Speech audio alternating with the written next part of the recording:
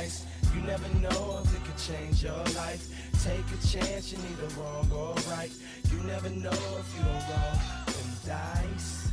You better roll Ghoul them evening. dice. That's right. Good evening, Matt, and welcome to another Bloodcast. So bad. Yeah. Right. I don't know, man. People are tuning out right It's at the May. beginning. That's great. Why is Watsy releasing a spooky supplement in May? I just, what are we gonna do in October? Like, this is just like jumping the gun on spooky season. Yeah. I mean, it's Van Richten's Guide to Ravenloft. It's a new book, and we're here for it. We're here for it. Hi, May. everyone. It's May. Dungeon Master of None in May. And in May, and I'm Dungeon Master Rob. I'm Dungeon Master Matt. And yeah, you guessed it. We're talking about the new Wizards of the Coast book, Van Richten's Guide to Ravenloft, which is exactly what it sounds like. Yeah. Sorry this episode's a little later in the week. It's, it is. It's that time of year. It's, we've been. Is what been, it is. Been, Rob been a lost little busy. power. Dark power. The dark powers took my power. Yeah. It was unfortunate. That's okay. You don't need power because your group is back. Right? That's right. I no longer need the internet ever. I'm fully analog once again. My regular group met for the first time in probably more than a year, like 14 months at least, maybe 15. Yeah. I'm not sure when exactly I think our last session was like right before lockdown here in Oregon, so mid-March. But yeah, met in Mazel person. tov. It was great. It was also exhausting. Turns out it's very hard to hang out with people, to be social, to see other human beings. It's been a while. Being a dungeon master is draining. It is. And so is social settings. Oh, no. It's going to take a bit to build those social muscles back up, but it was nice. Wish It was people nice had told me this before I got into this gig. It'll be nice to start flexing those muscles again. But yeah, folks, take it from me. Ease back into it. Set reasonable expectations for yourself. Yeah, cut it short if you have to. Yeah. Okay, let's dive into this book first. What's the scariest thing you can think of, Rob? The scariest thing I can think of, Matt, is it's dying alone, Matt. Yeah. Yeah, the dying alone, the heat death of the universe. Yeah. I mean, those are scary. I was going to just say what I meant to say was a spooky skeleton. That's the scariest thing. I was going to say, what about a clown like somewhere you didn't expect? That's right. Like a little goblin, a little gremlin hidden away somewhere. You open a drawer and there it is, and you're like, oh. What about like a doll, but it's evil? Right? Yeah. Oh, an evil doll. Or how about a child, but it's like a spooky child, like it's pale, like a child with like a bowl haircut and yes. A name like Damien. Scary, so scary. Or wait, don't want to mess with that. Some stairs, but they don't go anywhere. Yeah. Mm. Anyway, those are. They're all those are the scariest things I can think of, Matt. Yeah. All right. Well, so we're here for all your ghoul and goblin and gremlin needs, skeletons too. All the scariest things. They're right here, folks. This is, of course, a supplement based around. They're calling the setting Ravenloft, which is fair because that's been the name. But it's technically the Domains of Dread, which includes Ravenloft, right? But these are your spooky settings. If you wanted to run a horror campaign of any type, this is where you would probably come for resource and inspiration. Yeah, basic idea here is this is kind of a campaign setting book, but also kind of just a dungeon master advice book. There's a couple player options at the beginning, but that's a little different, right? and so that's kind of great.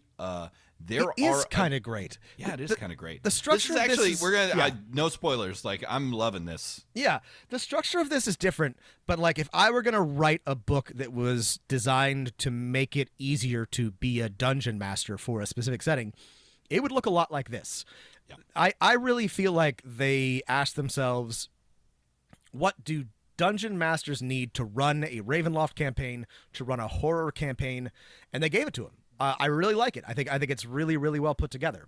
So there's some player stuff. It's interesting and useful, but mostly this is not just like the tools you need, but like how to run it, which is awesome. Yeah. The middle of the book is 120 pages, your standard campaign setting gazetteer of the Domains of Dread. There are some new ones. There are lots of old ones. There's some that have been substantially revamped. There's a bunch that are given just a couple paragraphs, which is kind of cool. Instead of, detailing out a whole nother one, there's a bunch of little ones. I love it.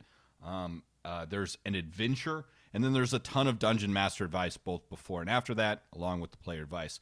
What we're going to try, so that's what you're getting here, right, is a campaign setting. Again, if you listen to our earlier review of the old Domains of Dread, they're all kind of self-contained. There are ways to connect them, but they don't necessarily even have to be connected.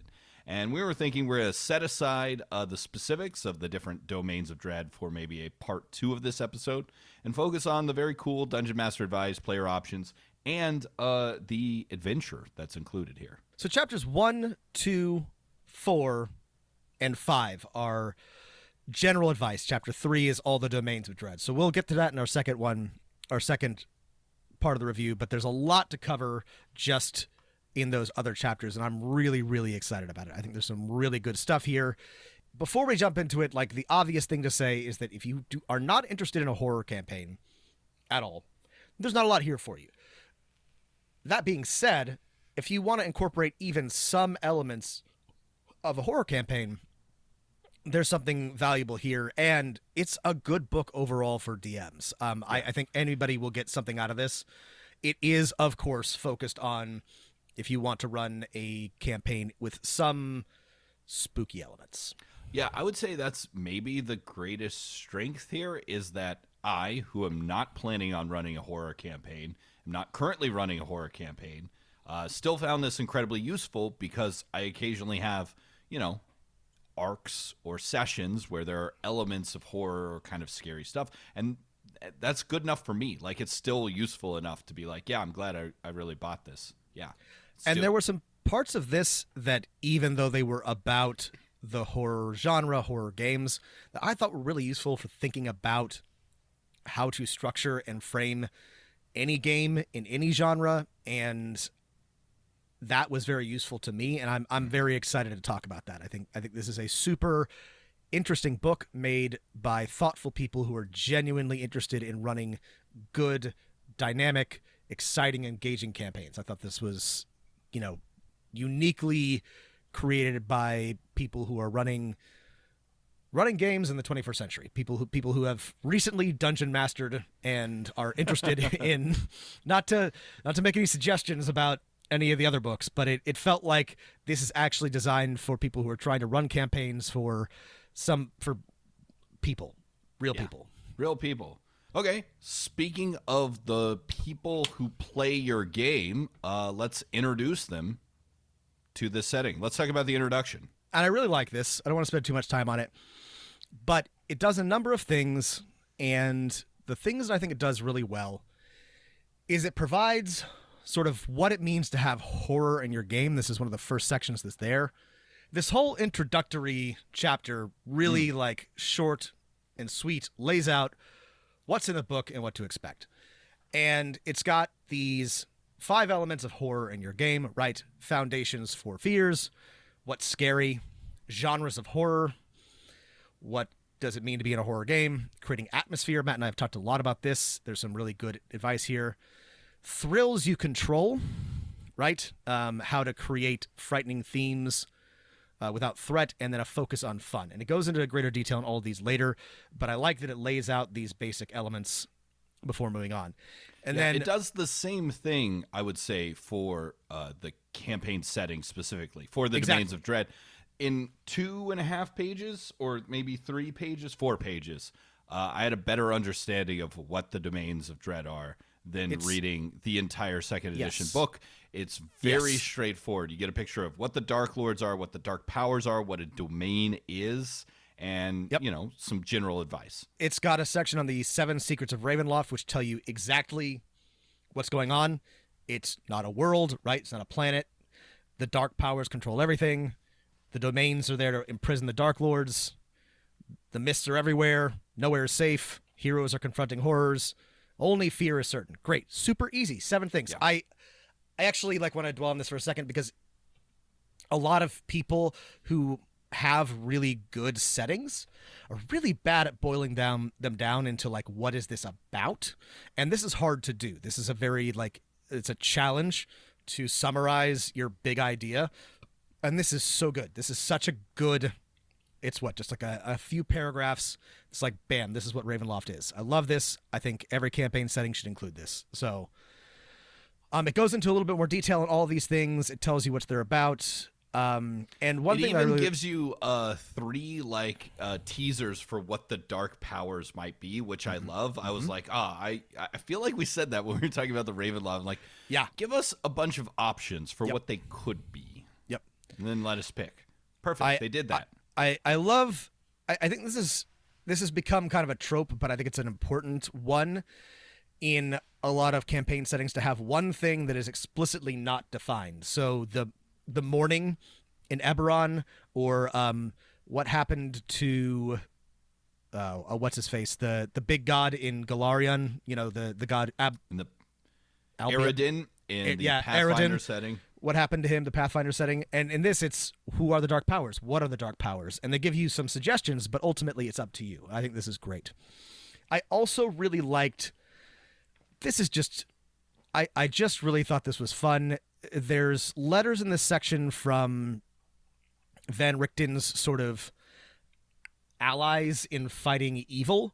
And one thing I have sort of, that I griped about when we talked about Ravenloft previously is that it all feels very grim. It still feels very grim, but I like that they expanded the sort of retinue of, monster hunters and ostensible good guys to include a few other interesting archetypes.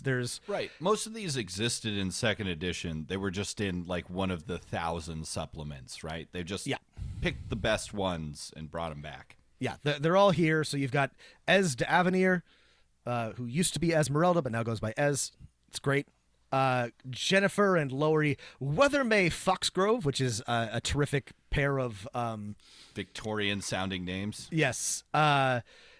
There's Alanic Ray and Dr. Arthur Sedgwick, and then, of course, Van Richten himself. And it gives just such great flavor to the setting. So A+ on this introduction. It makes me want to play. It gives me a clear understanding of what I'm going into, and everything is expanded on further later in the book. This is exactly what an introductory section should be. Now, there's a great section for players, and I wish this section would be released as a free supplemental PDF for at least the first part, because there's advice on consent is important. Know what's too far, how to play a character in a horror game and have fun, and what to think about when creating your character. So that's really nice. We talked about this in both our Call of Cthulhu and our discussion of the Domains of Dread episodes. But scaring your players, creating a scary atmosphere is challenging, but rewarding. And it also doesn't mean, it doesn't mean you're trying to literally prey on somebody's real life fears. That's not what it means to. Opposite of that. Yes, it's much more nuanced than that, and also it's very hard to legitimately scare somebody. So you rely on setting and atmosphere and dread and suspense, and this book is so good about making that clear. And it repeats a lot of things that Matt and I said, so of course I approve of it. And it has all of these great sections on, in this, how to play a horror hero, a horror character, and what to expect, and how to open yourself up to, I guess, suspense and fear without in a safe way, without, causing trouble for yourself and others. And there's a little section on habits of horror heroes, which I like a lot. Actually, this is great advice in general. I think there's 1, 2, 3, 4, 8 things. Focus on the game, right? Atmosphere requires attention. I think this is really a good point because not every game needs like everyone's undivided attention, but horror requires, I think, a little bit more focus to like capture the feel. Limit comedy, I agree with, though horror can be funny, and they make this point later on, but I think it's good to sort of try to keep everybody a little bit more on track. This is the point I just made, player fear versus character fear, right? Knowing the difference between scaring characters and scaring players. Consent is a priority, right? Their enjoyment is more important than shock value is the sentence at the end of this, which is just like such an obvious thing that I can't believe it has to be said. But we have seen some people. I've been in games, yeah. Some people have been spouting off on the internet the last couple of weeks about how they like to shock and terrify their players and they won't ask for consent or something like that. And you can do that, I guess, if you want to. That's not fun. Nobody likes that. Yeah. That's not really scary. That's just kind of unpleasant for everybody involved. Just makes you an asshole, Yeah. Know what's too far. Again, part of the same thing. Add to your own terror, right? This is great advice, by the way, is finding out like what your character is frightened of and then helping your DM by playing into that. I mean, this is the basic idea of role-playing games, right? It's just some more explicit advice. It's like, you've got to play along, and if the theme of the game is scariness, you've got to play along with that, right? Yeah. And that doesn't mean giving up your consent. It means your character developing, some sort of horror at whatever's going on. Right. And then, of course, there's enjoy the struggle. And I really like, encouraging people to lean into what's potentially going to be a difficult and, challenging adventure for your character. They will probably not come out unscathed. It's a good thing to sort of prepare yourself for. Some people want to play a game, and there's nothing wrong with this, where they're big, shiny heroes, and they beat all the bad guys, and they look beautiful at the end. And some people want to, come out bloody and bruised and, maybe a little scarred, and a horror game is great for that. And I think setting this expectation early is important and good. Yeah. It's what makes, other than, there's a lot of things that makes Hellboy, for example, different than other superheroes. One is that, like, he doesn't fight, Dr. Mole Man or whatever.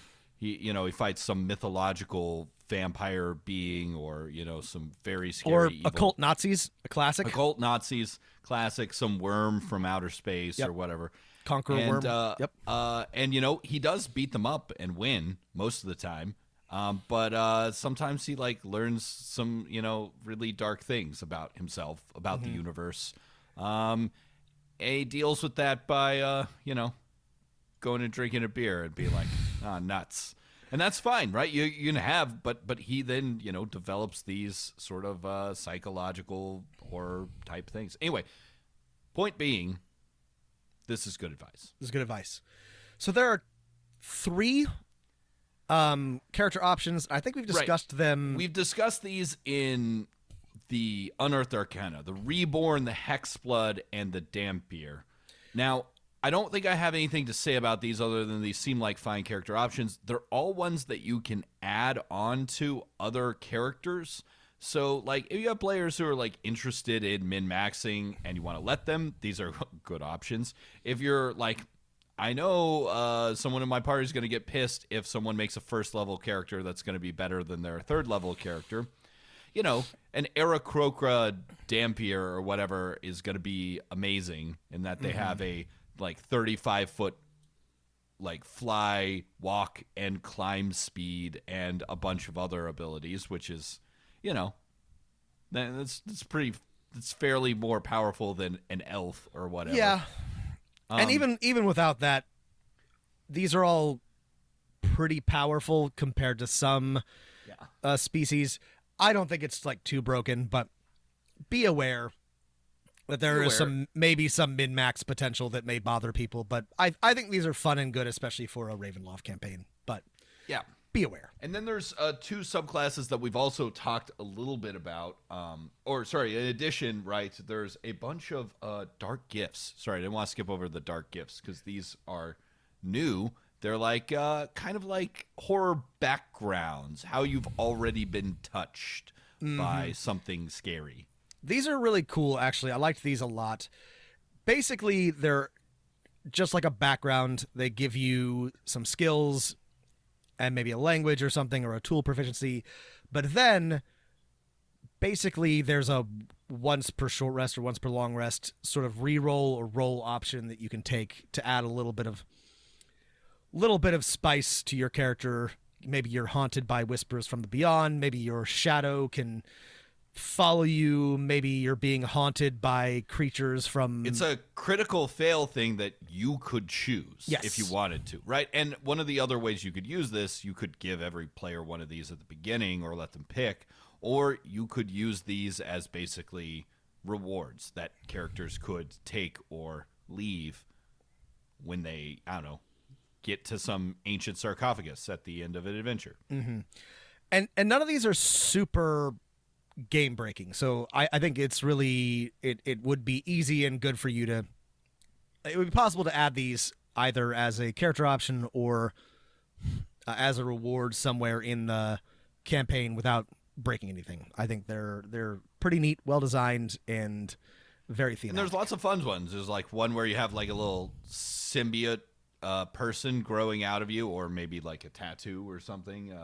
I love the Watchers one. You're being followed by strange beasts from beyond. Like squirrels follow you everywhere. I mean, this is written as they're like little, like tiny shadow creatures. I also think this would be like a great, like Hounds of Tyndalos thing. You're constantly being, followed by creatures from strange dimensions. A lot of these are fun. You could even spin it if you're, running like a Forgotten Realms campaign. You're like, the Harpers are watching me. That they are actually evil. They are following me. And yeah, then there's two subclass options. There's the Bard College of Spirits and the Warlock of the Undead. I think we talked about both of these already. We did when they came out in Unearthed Arcanas before. I did want to point out, well, they both fit the horror theme very well, and I like the Bard one a lot. It like leans into this, like you tell a story to the party, and you roll on a table, and that determines what story you remember at the moment. The art and the flavor very much evokes a Victorian seance, medium fortune teller, which I think is fun. I just think it's like terrific. You're somebody who either actually or sort of speaks to spirits, and the character is like wearing this like black Victorian gown. I love it. I think this is fun. Tarocca card. Yeah, Tarocca card. It's very has a like you want to be part of the Hermetic Order of the yes, that's right. You want to be part of the Order of the Golden Dawn, or you want to be Aleister Crowley's protege. It's awesome. I think this is fun. Learn to do seances. I did want to point out something that just super sucks that I had to double check on, and it's maybe I'll be wrong on this, but I don't think so. It's Spirit Session, which is Spirit Session is one of my favorite abilities. You can do a little ritual chant to get a new spell. It's a little more versatile than the Bard's sort of normal pick up a spell. It kind of brings the other players in. I like it a lot. One that made me very sad is Spiritual Focus. It's their third level ability, and it says you employ tools to aid you in channeling spirits, be they historical figures or fictional archetypes. Use the following objects as a spell casting focus for your bard spells: a candle, a crystal ball, skull, spirit board, or Tarocca deck. Cool. You can cast bard spells without an instrument or whatever. Starting at 6th level, when you cast a bard spell that deals damage or restores hit points through the spiritual focus, roll a d6, and you gain a bonus to 1 damage or healing roll of the spell equal to the number rolled. Cool. You basically better healer on healing spells, better damage dealers on damage spells. However, Rob, do you remember the rules for a spell casting focus, or do I need to refresh them for you? Refresh all of us, though. I'm pretty sure I know where you're going with this. Right. So a spell casting focus, a wand, whatever the druid's focus is, whatever it is, it can replace inexpensive material components on the spell. You pay 5 gold for a wand. You don't have to have a pinch of sulfur or whatever. If you look at the bard list and the list of their healing spells and damage dealing spells. Now remember, bards, or at least especially this bard, can pick up other spells. But the vast majority of healing spells, especially the ones you use all the time, like Cure Wounds or Healing Word, and I think all but one of the bard's innate damage dealing spells, all but maybe Cloud of Daggers, don't have a material component, which means rules as written, this does almost nothing. It's clear to me, I feel like they intended it something else, like for every healing and damage spells. It's clear that they did not intend that, but Matt's absolutely correct. As written, this basically does nothing, which is too bad. Yeah. But I don't think that was intended, but I would just say, if it was at my table, comparing it to the other 3rd level bard abilities, I'd be like, yeah, you just use this on any spell. You can use the spiritual focus to cast any spell you want. yeah. But Matt's right that as written, that's not how it works. Yeah. Anyway, these are great. There's a section on backgrounds. Again, helpful, nothing groundbreaking here. And then... yeah, just more stuff. However, stuff. I will say, if we're saying, oh, maybe there's a little bit of power creep, again, this does not matter. It's not enough to matter at all. But the investigator is by far the best background because they get thieves' tools as one of their tool proficiency, which is the one tool that is like should be on par with a skill because it's pretty useful. Yeah, it's very also useful. I love investigators, so that's great. It's so well, all characters should be investigators. it's a great background, and one of the things that this book does, if you want to do this, is allow you to easily model a Call of Cthulhu campaign in Dungeons and Dragons. If you wanted to run Call of Cthulhu but with D&D rules, you have basically everything you need here, and the investigator background is part of that. But Matt's right, it's a little stronger than other backgrounds. All right, let's talk about chapter 2, which is great because it has 2 sections: advice on different types of horror, but also creating your own domain of dread, right? And which is something I feel like Rob and I, we were just talking about this. Like, why isn't there advice on like whipping up one of these bad boys for your own game? And if you listen to our bonus episode on our Patreon, we built some villains and we followed a lot of these rules. But there's two great sections here. One is how to create a Dark Lord, and then one on how to create a domain of dread. And I'll tell you what I like about this is that a lot of Wizards books, a lot of D&D books feel like they're very protective of their setting. They don't want to tell you. They want to like encourage you or give you the tools to build your own things. But this is just like, here's how to make a Dark Lord if you want to make one of your own. Here's how to make a domain. Here are sort of like the processes to follow. And they're excellent. These are really good. The key thing, sort of like what's so great about Ravenloft and what's so great about the Dark Lords is that they're all super powerful, evil villains, but they've all been... point out they're not all super powerful. Oh, you're right. But Sorry, they're all actually super evil. They're all super evil. They're actually not all of them are powerful, but they've all been undone by their own, corruption, and they all have a ironic, jail, and it's just like a terrific setting. All of these Dark Lords are very, very interesting in one way or another, and so here's all these great tools. There's even, charts to roll on to get you started. This is terrific. Yeah. Yeah, I'm trying to think, like, if I wanted to build a domain of dread for, let's say, Henry Kissinger, right? I mean, what he would... he'd have to live in a Cambodian village and tend to the wounded children there every day or something like that, or worse. No, he'd have he would have to have some power, right? Oh, right. Yes. Right. That's right. He'd have to be. So yeah. So he would be like Kurtz. He'd have his own sort of He would be like- directly in charge of all the society, and it would be fucking awful. Right? Yes. Yeah. He'd just- be like ruling like some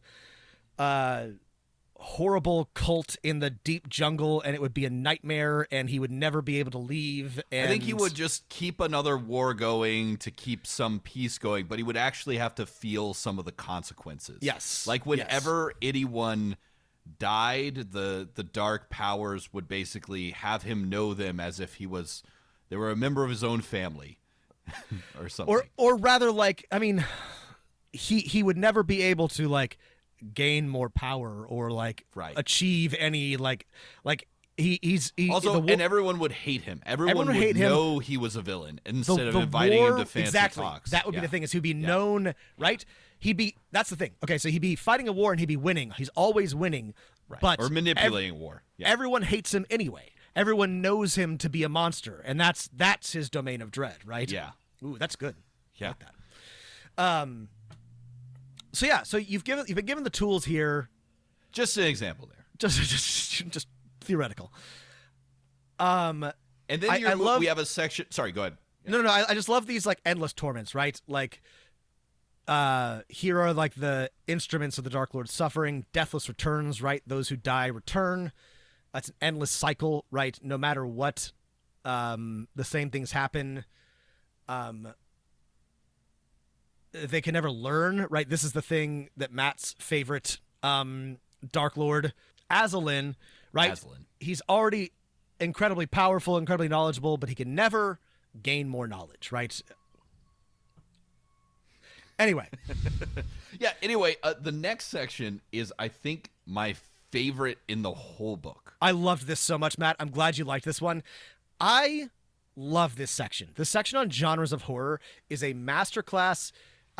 I often feel, I'm very critical. I'm a big like literature media nerd, and I often feel like the writers of D&D don't really care about this stuff, but I felt like they really are. They're really interested in the actual like horror genre, horror stories, how to tell good stories, right? You don't need to sort of like put everything in boxes to write or tell a good story, but it helps. But you can, and I But like you it. can, and it helps, especially if you're trying to tell a story for other people, right? If you're trying to bring your players along, it helps to have these touchstones. And so this genres of horror has 6 basic genres of horror, and then even like a few others that are written about in brief. And this is so good. So the original Dungeon Master Guide, not to like ruin the good vibes on this excellent section, the original Dungeon Master Guide kind of does this a little bit with some broad strokes, but I I just don't think found it does this it as so well. much more Yeah. useful. I would love to see another book do this for like different types of fantasy, just in more detail with the tables and the boxes and different types of action or political thriller. Anyway, No. yeah, I mean, a lot of the books try to do this, yeah.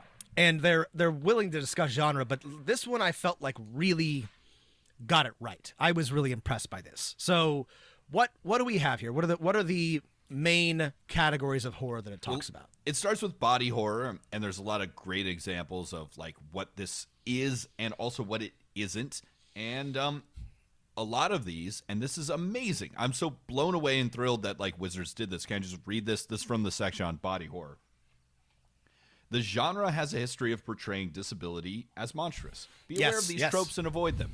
Right? Wow. Great. Yes. What a great like one sentence thing to say. Also, like I don't know where this is, but it encourages you at some point in the book to subvert tropes, which I think is super important, especially when you are trying. There's nothing scary about what you expect, right? So like that's part of horror, right? Is to subvert tropes, but it's also just a good idea, right? And portraying again disability as monstrous is so it's bigoted, but also it's very tired. You know, it's just like not a very good like storytelling tool, and I'm just so glad they included this section.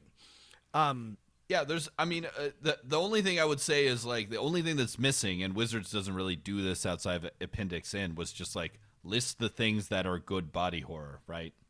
You know. Yeah, I would have liked some examples. What I did like is that each of these sections includes monsters from the monster manual or from elsewhere, Right. suggestions for villains, and then torments. And so for like, and they're on like a table. So the body horror monsters include things like a gibbering mouther and a Slods, a slod, a flesh golem. A great example of a villain is, an abandoned homunculus made in the image of its creator's child, now left to fester alone. And then the torments include things like, the Dark Lord is perpetually gravid with a monstrous egg sacs that hatch waves of insects. Like, Yeah. this is some Videodrome shit. Like, you love a little bit of, I tell you what, I have a problem with body horror. It creeps me the fuck out. I would probably not run. Matt, do you remember that you ran a body horror campaign for us? We fought like the Flesh Warper in one of our Yes, I do. like when we were like teenagers. Yeah. I think like you turned my dwarf cleric's arm into like a tentacle. It was awful. I hated it. But Yeah. this Sorry. no, it's okay. It was spooky shit. It freaked me out. I love how good this is. It gives you exactly what you need to get started and not anything more. And this is why I said this is maybe a good book for almost everyone. Like just another one of the villains, the priests of a forgotten god who attempt to raise their deity from the flesh of the faithful. Right now, depending on how your style is, like tactically at the table, that might not include that much body horror, or it could be almost all completely off screen. But what a good villain, right? Yeah. So all the sections are like this. The next one is on cosmic horror. Which is again, everyone who runs Call of Cthulhu should read this section. It's 2 pages. It's a nice reference. Once You again, need a plot. Roll on the table. and this is like just like a very easy and obvious thing to avoid, but like this genre has a history of framing marginalized demographics as monstrous and stigmatizing mental illness. Be aware to avoid those tropes, right? This is a huge problem with Lovecraft, is that he conflates madness with evil, or evil with madness, or just the way that he treats mental illness in general is not great. Right. But there's You could have added, like his steeped in like social Darwinism and scientific racism too. They could have been a little more specific with what, but whatever. Yeah. This isn't for a history class. Yes. And again, it's got like the monsters you can use, the villains. I love. It's clear that who wrote this is a fan of the genre and has read it, right? So, like in the cosmic horror villains, they have something like an astronomer broken and enraptured by what they saw in the stars. Classic cosmic horror villain.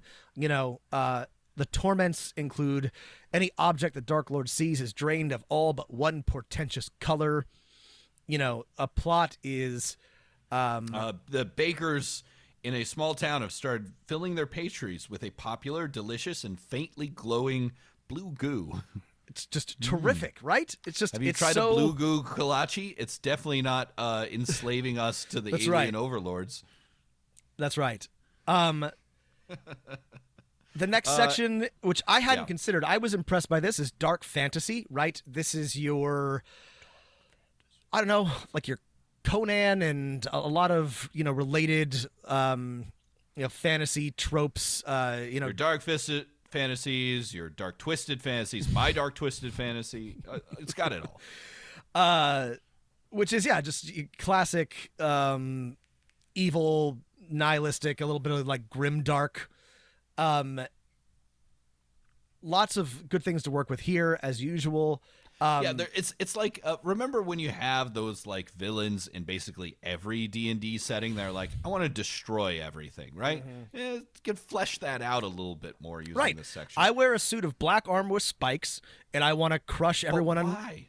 Exactly. Well, let's tell it. I want to crush everyone beneath my iron, boot. But like, and I've created a race of horrible troll orcs. Trollocs. Trollocs, yes. Just to do so. And anyway, just like imagine. I mean, one of these is so great. Like imagine, these could be whole campaigns. One villain is a god, killed all their peers, and now rules the mortal realm. Like if you want a dark fantasy, set it where there's one god, and they live in the mortal realm, and they're in charge now. This is the explicit Attack sort of like dethrone them. Plot of Mistborn, right? The bad guy won, and now the heroes are like living in the consequences of that world. This is a great Sanderson plot. I really enjoyed seeing this spelled out, and it gave me a lot of really good ideas. The next section, Rob, would thou like to live deliciously? I would like to live deliciously. The next one is folk horror, which I really liked. If you wanted to run a campaign set in like The Witch or Midsommar or, any number. Something with an umlaut or a weird letter spelling. Something a little bit more subtle, but also horrifying in its own way. This is so great. Like it says, here's this section on it. Folk horror explores fears of isolation, superstition, paranoia, and lost truths. Seemingly idyllic communities, rural reclusiveness, forgotten traditions, and naturalistic cults all frequently feature in horror adventures, particularly as they contrast with what majorities consider the status quo. If you wanted to run a Wicker Man campaign, if you always ever wanted to shout, "Not the bees!" at the top of your lungs. How do I get burned? It's not going to bring your fucking honey back! This is your opportunity to do it. I mean, what I love about this is like some of these are going to be harder. Some of these are more subtle than others, right? A folk horror is going to be a little bit more difficult to do. But I love that they considered it and they put it in here and they gave you a lot of like tools to do it. And I love I feel confident enough I could run some of these plots. You arrive at a village and they say, hunt down the monster blamed for causing a blight. A unicorn that the village was supposed to sacrifice. What a fun plot for your players. Do they catch the unicorn? Do they talk to it? Do they just kill it? I don't know. That's going to be fun. I loved like the monster selection here, like the myconids, awakened trees, a green hag, a will-o-wisp. I have to admit, right? Like it's rare that I'm like surprised and like give an idea I had never thought of, but this was terrific. I was like, oh, I could run a folk horror campaign. Maybe I will. Maybe I'll run a one-shot for Halloween.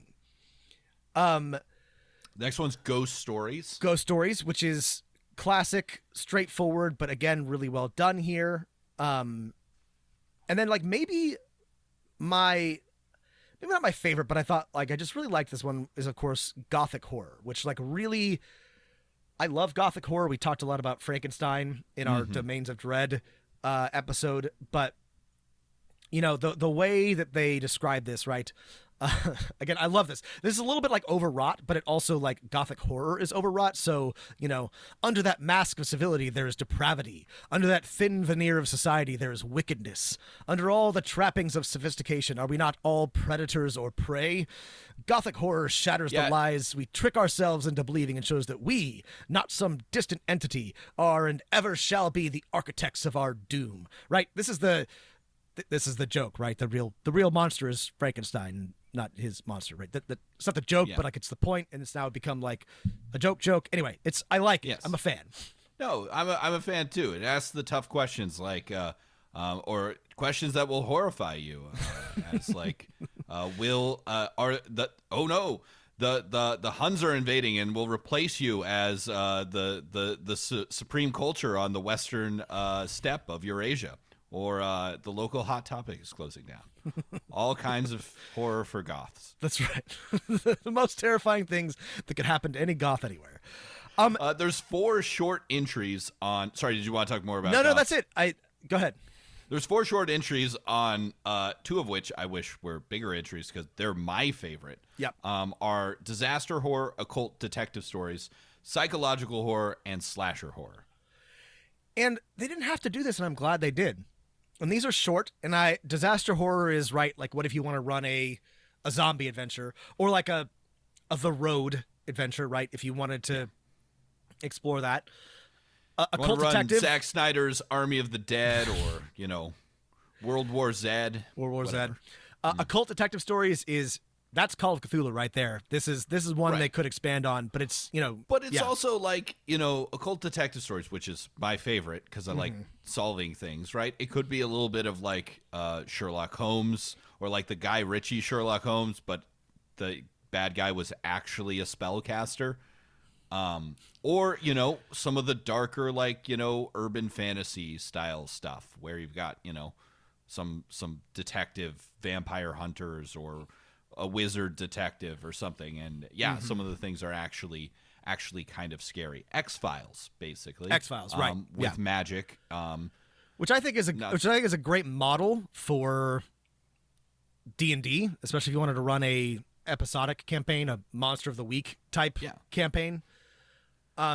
The thing about, and again, this is praise, not just criticism. It's like these sections for the first ones we talked about were so good.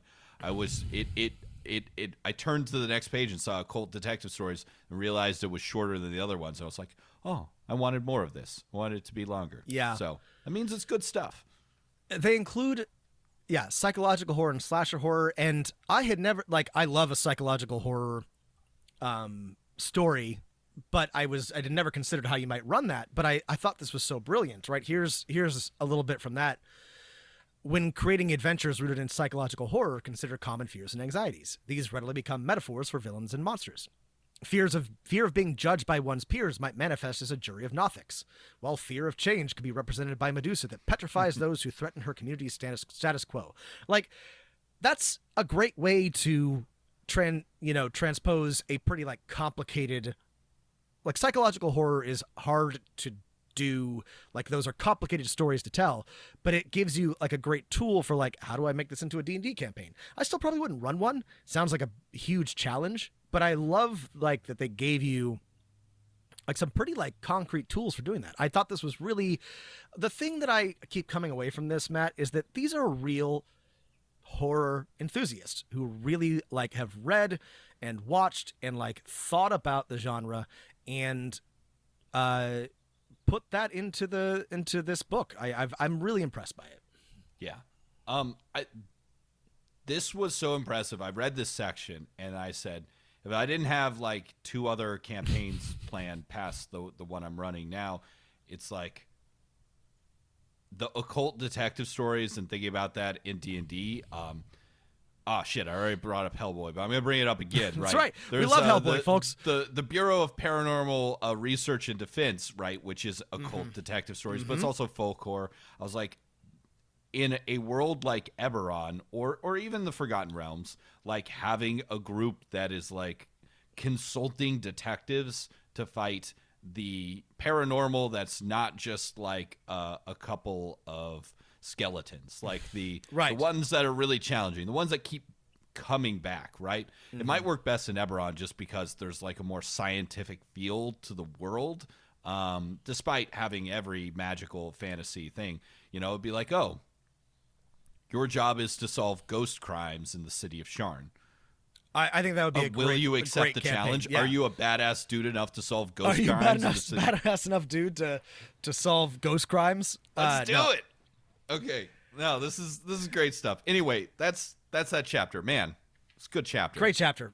One of the better maybe one of the best DM chapters to come out since this edition's been published. This might be one of my favorite DM chapters I've ever read. I was inspired. I was excited. I would reread that just for fun. I got so much out of that. Huge fan. Okay. At this point, we're going to skip 120 pages ahead to the final chapters of the book. We're going to skip over all the domain setting stuff, save it for a future episode, come back to learn what our favorite domains of dreads are. We're going to do a domain of dread tier list. We'll rank them. We'll make them fight. We'll do a battle royale. So chapter 4 is just on horror adventures and how to run them. Love it. And I think it's worth reading the introduction because I think this is really, really smart. Fire away. Creating your own horror adventures is like crafting any other D&D adventure with one exception. Your goal is to horrify your players in the most fun way possible. Frightening adventures benefit from an atmosphere of dread, conceived through a combination of terrifying narratives, dramatic presentation, and game elements encouraging fear. Drawing out the anxiety and anticipation of players requires deliberate consideration, though. Great. That's such a good summation of how to run a horror adventure. I thought that was very well put. The first part of this follows up that last sentence there, right? What's the careful consideration that you and your friends should do, right? And a lot of the things we're going to mention here, we've mentioned previously, and go back to our whole episode on consent in gaming, because there's a bunch of, like, you know, basically consent and consideration, the two C's. Consent of consideration, call of COC, right? The things you want to think about before introducing horror themes, and then the conversations that you want to have at session 0, and maybe during every session, to be honest. And this is such an obvious thing to do because everybody's trying to have fun, but in this section they make a great point that you need to understand horror, right? And this book assumes that you and your players enjoy the thrill and suspense of scary stories. The audience of a horror movie, and this is a great example, can enjoy the menace on screen because they know it can't harm them, and they have an idea of what to expect from the film's trailer, right?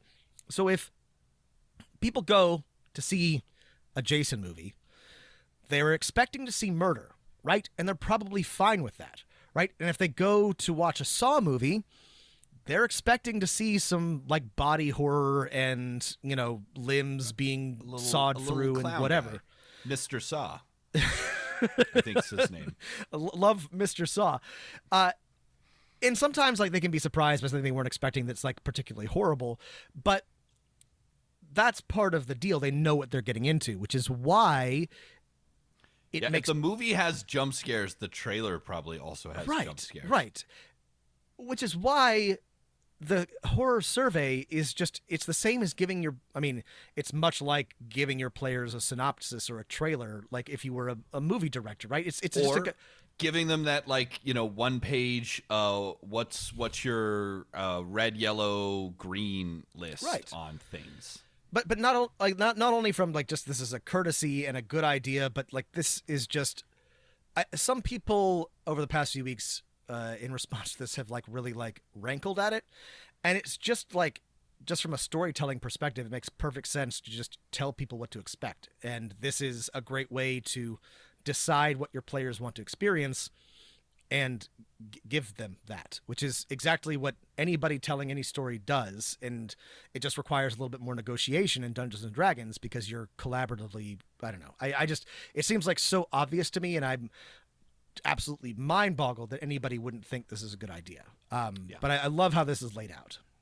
This also introduces the X card and sort of, you know, asking permission. This is something we've talked already about in depth on this show.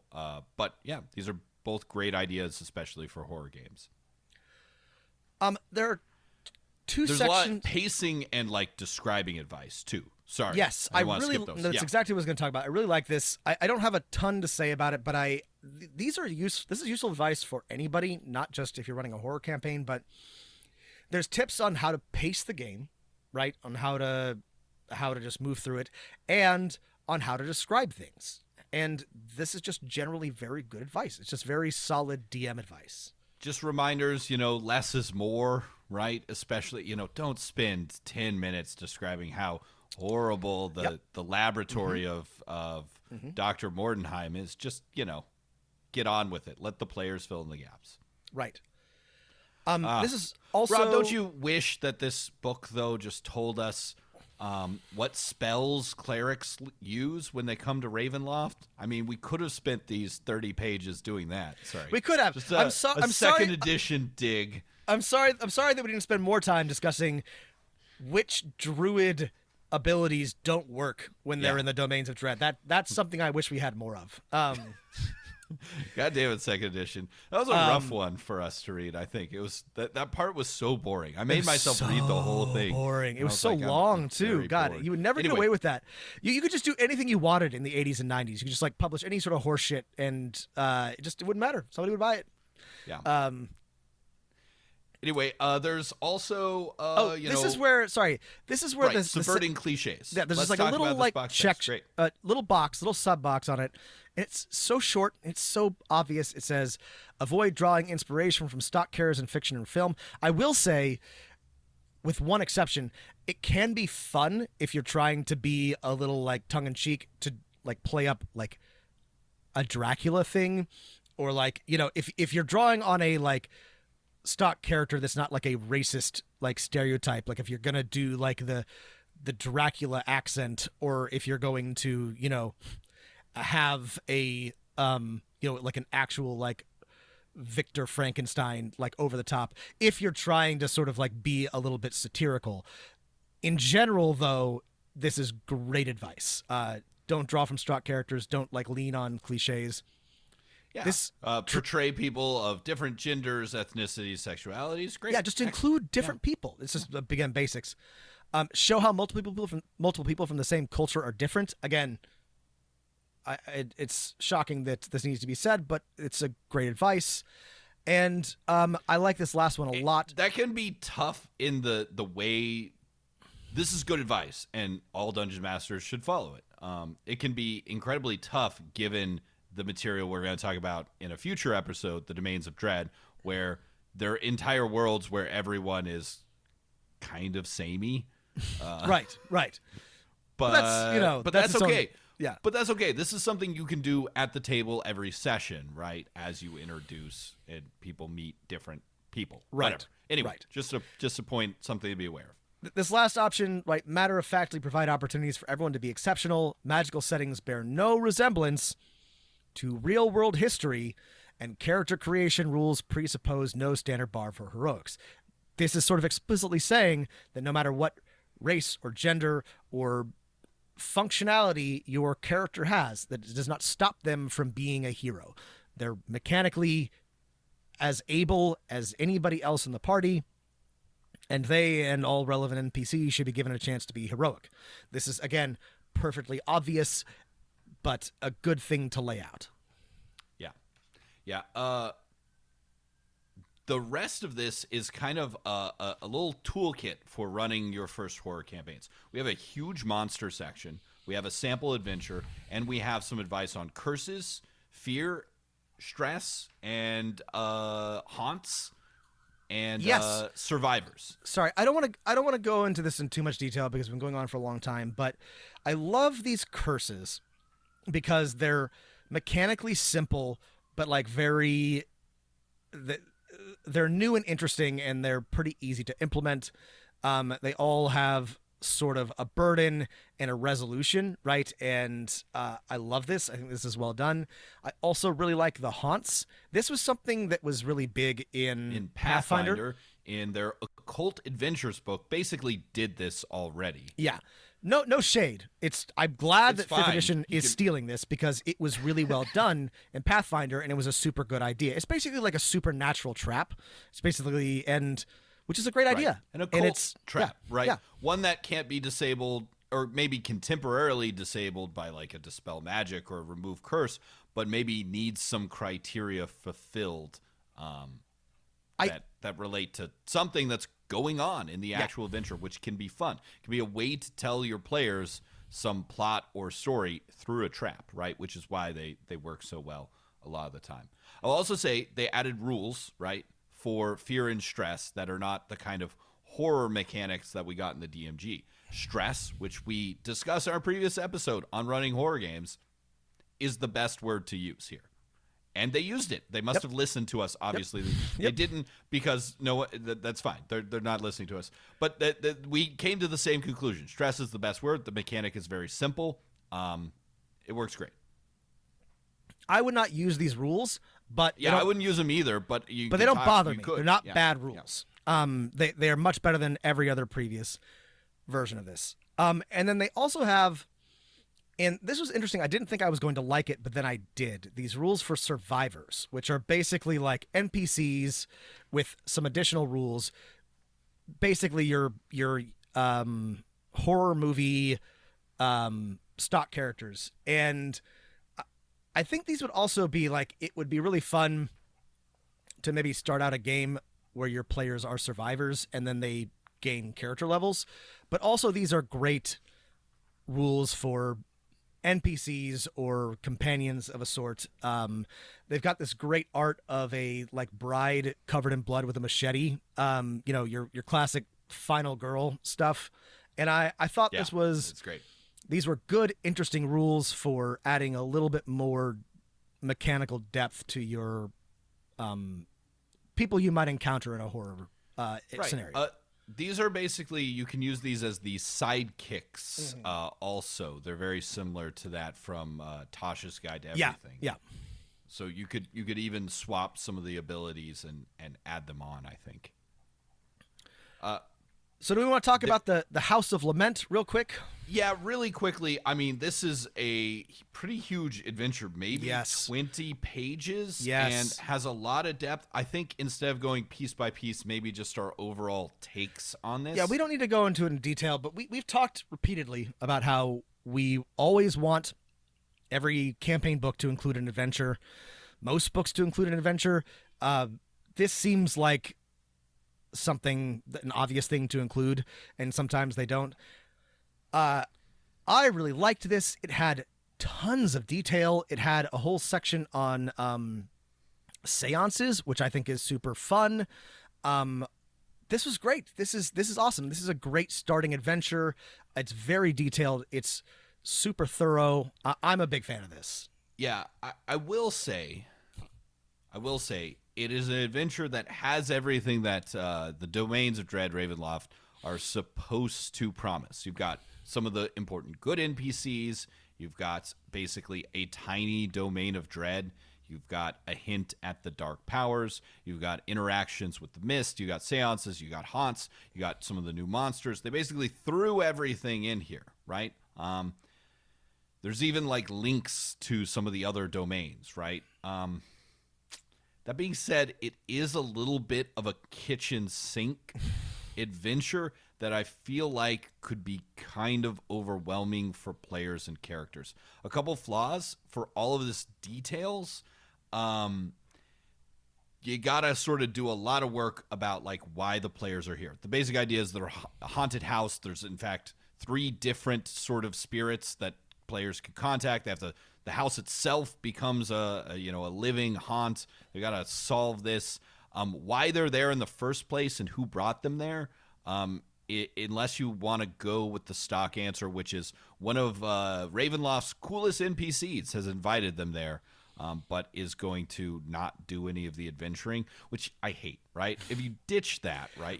Rob knows my least favorite thing is like start the adventure with a really cool NPC, Van Richten himself, right? The one wizard guy who's like investigating the nature of the dark powers.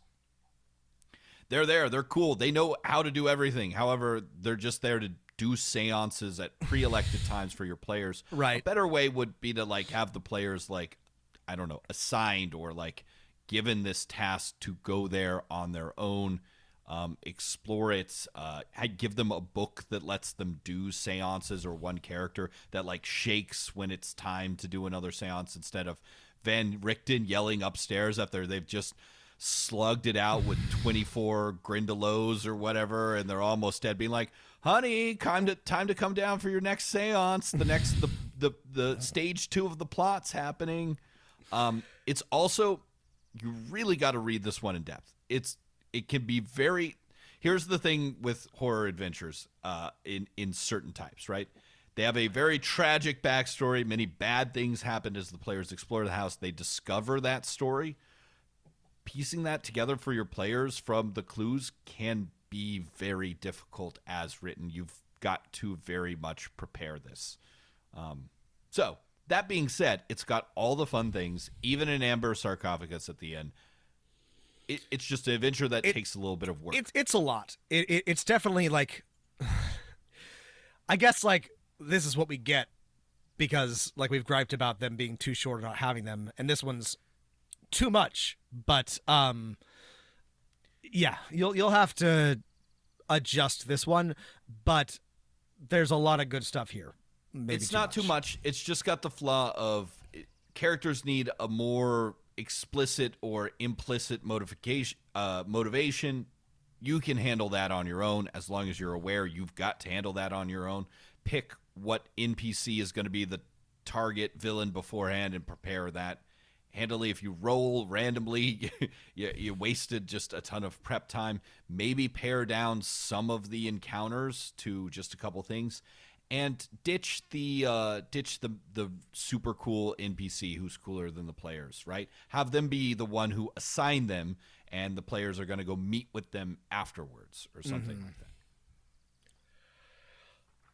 There's monsters too. Monsters. The monster section is so good. I love a good monster section in general, but this is, of course, I guess it's the horror book, but one of the best.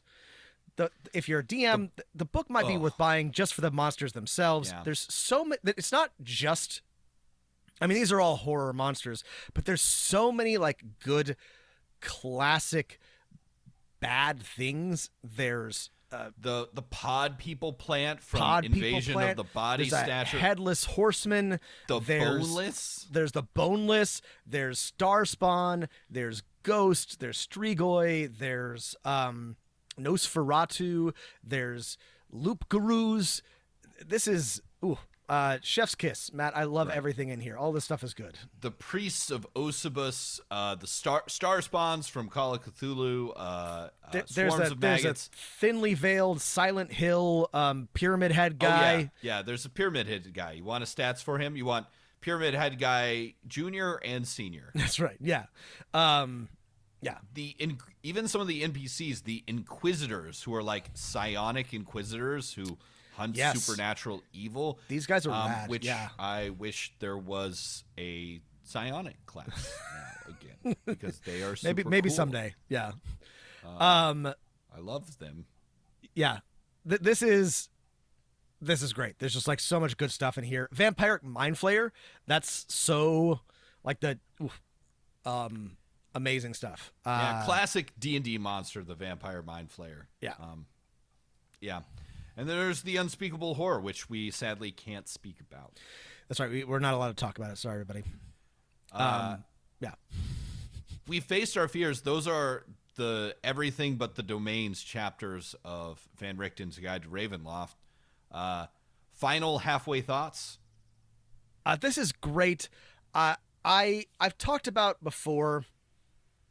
At this point, I really want any book, but any D&D book, to have like a strong sense of theme and direction, and this has it. This, like I've said a bunch of times, was clearly written by fans of the horror genre who wanted to expand it, who wanted to make it possible to run a good, scary, compelling horror game in Dungeons & Dragons, which, despite all my praise, I have to insist, is not actually a great system for it a lot of the time.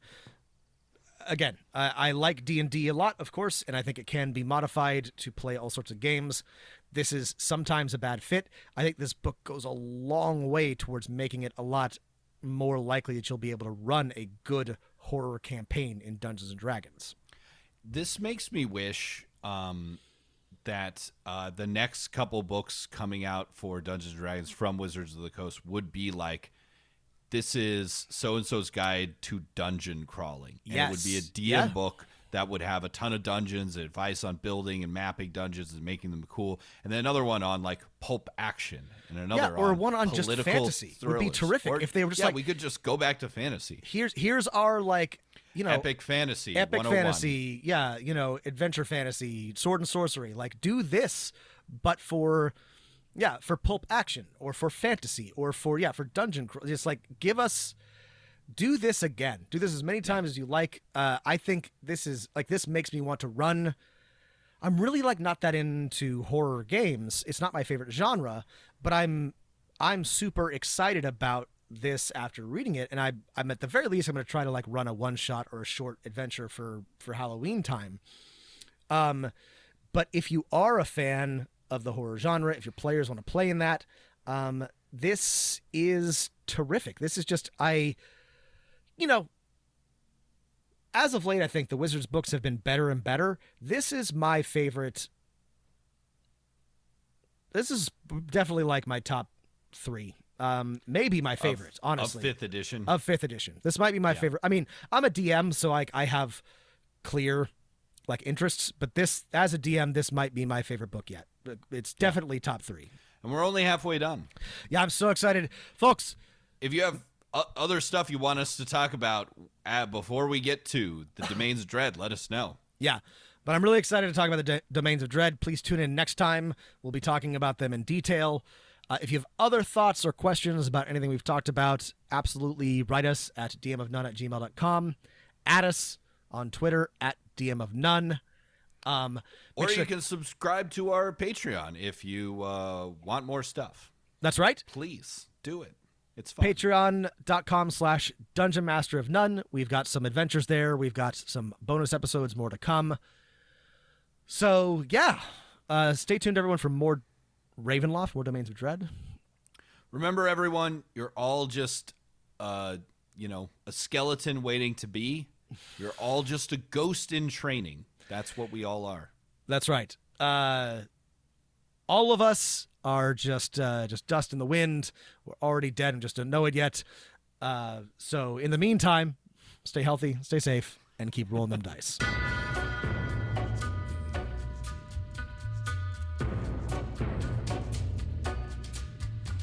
You don't owe no money to get you some. You don't have no car, we'll get you one. You don't have no self-respect, you feel like an insect. Well, don't you worry, buddy, cause here he comes through the ghettos and the barrio and the barry and the slum.